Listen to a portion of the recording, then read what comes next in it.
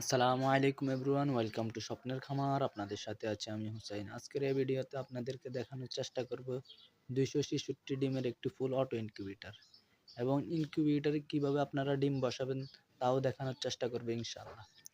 আজকে আমি ইনকিউবেটরে ডিম বসাবো, এই জন্য আমি ডিম সংগ্রহ করছি এবং ডিমগুলো ধুয়ে নিতেছি। আপনারা ডিম সংগ্রহ করে প্রথমে ডিমগুলো ধুয়ে নেবেন পটাশের পানি দিয়ে, কারণ ডিমের মধ্যে অধিক পরিমাণে জীবাণু থাকে, যার কারণে ডিমগুলো ফোটে না ইনকিউবেটরে দিলে। আপনারা প্রথমে এরকম বলে বা কিছুর মধ্যে পানি দিয়ে পটাশ গুঁড়িয়ে এতটুকু সামান্য পরিমাণ গুঁড়ি দিয়ে এগুলা গুলিয়ে নেবেন। গুলিয়ে ডিমগুলোকে এর মধ্যে ঢেলে দিয়ে এভাবে এখান থেকে এভাবে দেখেন, এখানের মধ্যে অনেক পরিমাণ জীবাণু, এগুলোরে এভাবে ডলা দিলে জীবাণুগুলো চলে যাবে।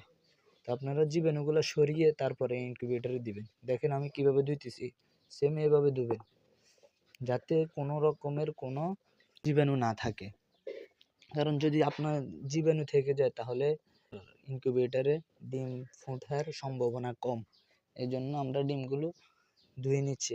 আর আপনারা ডিমগুলো ধোয়ার পর কী করবেন, 20 মিনিটের মতো রোদের মধ্যে দিয়ে রাখবেন, কারণ রোদের মধ্যে রয়েছে ভিটামিন ডি। তা ডিমের মধ্যে লাগলে বাচ্চা সুস্থ থাকবে এবং ফুটতে সহযোগিতা করবে। এভাবেই আপনারা ডিম বসাবেন ইনশাল্লাহ। আর আপনাদের যদি এ ধরনের ইনকিউবেটর লাগে আপনারা আমার থেকে নিতে পারেন। ছোট বড় যত ইনকিউবেটর লাগে আপনারা আমার থেকে নিতে পারেন, এবং যদি 1 থেকে 30 দিনের বাচ্চা লাগে তাও নিতে পারেন ইনশাল্লাহ। আমি আপনাদেরকে ভালো মালটা দেওয়ার চেষ্টা করব ইনশাল্লাহ।